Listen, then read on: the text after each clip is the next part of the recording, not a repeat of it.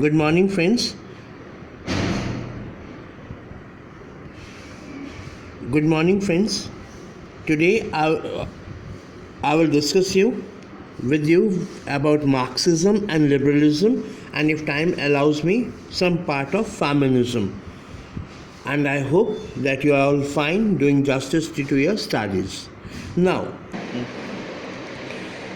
so Marxism and liberalism are two important political ideologies of our times. Marx, basically, his ideologies, his dogmas, his thoughts and thinking, it is basically which has been written, and it is called Karl Marx. He's very famous. He was a very famous person. Marx was an important 19th century thinker. I told you he was a thinker who argued that the root cause of entrenched inequality was private ownership. He was against the private ownership. Basically, if you think about Russia, socialism and communism, they don't have any private property. They were not having any private property earlier. So Karl Marx was, and social things, and their thinkers who followed his thoughts and thinking, they were against any type of private property. So private ownership of important economic resources such as oil or land or forest, as well as the other forms of property. He pointed out that such private ownership did not only make the class of owners wealthy, basically जिनके पास, I told you earlier also, have and have nots. So what Karl Marx wants, that everyone should be equal opportunity should be given to them. That is called socialism. The class of owners wealthy. It also gave them political power. Such power enables them to influence state policies, land laws, and this could prove a threat to democratic government.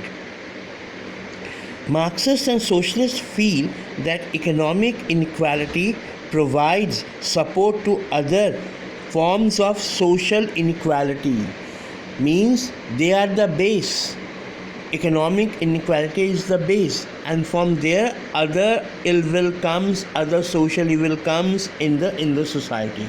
If everyone is equal, everyone is having roti kapra and makan, then let me tell you one thing, criminal thinking will not be there.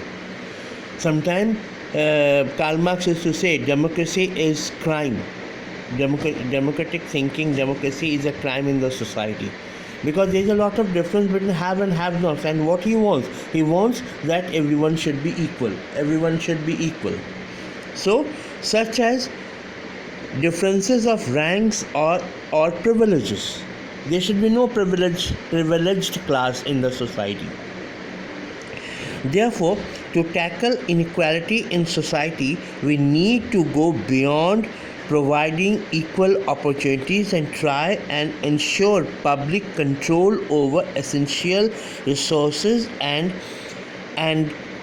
forms of property. Means government should control. Society, people, the group of people who have been nominated by the government, they should control it. Right? Individuals should not have control on the property. Right? So such views may be debated. Obviously, communism is basically earlier there was East European countries and Western European countries. East European country was under Soviet Union. Now Soviet Union is not there. Now Russia is there, and now also that communism is in Soviet Union, Eastern European countries, and China also. China is also following the communism, but they have got a private property. Now they are following the capitalism also.